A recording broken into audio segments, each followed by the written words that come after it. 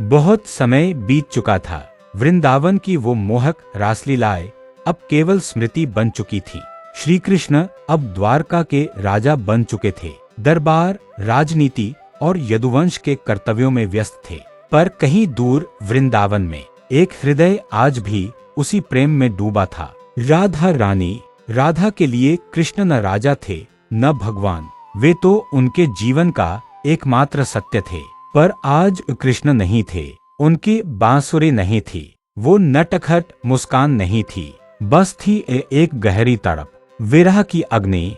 वृंदावन के कूंजों में यमुना किनारे राधा बैठी थी, नयन नम और मन मौन।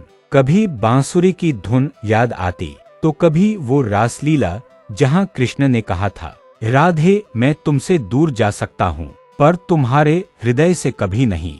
द्वारका की ओर एक दिन राधा ने निर्णय लिया, अब और नहीं, अब वह अपने कृष्ण से अंतिम बार मिलेंगी। राधा ने न गहने पहने न रानी जैसी पोशाक, वह एक साधारण स्त्री के रूप में पैदल निकल पड़ी द्वारका की ओर।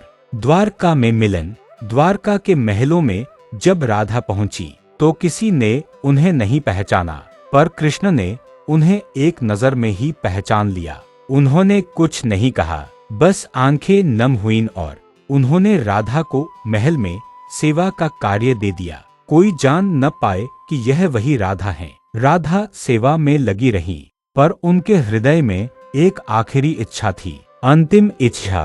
राधा ने कृष्ण से निवेदन किया, हे गोविंद, मेरी अंतिम इच्छा है कि एक बार, बस एक बार, आप मुझे वही बांसुरी सुनाए जो कभी वृंदावन में सुनाई थी, वही राग, वही प्रेम, ताकि मैं उसी सुर में अपने प्राण आपको अर्पित कर सकूं।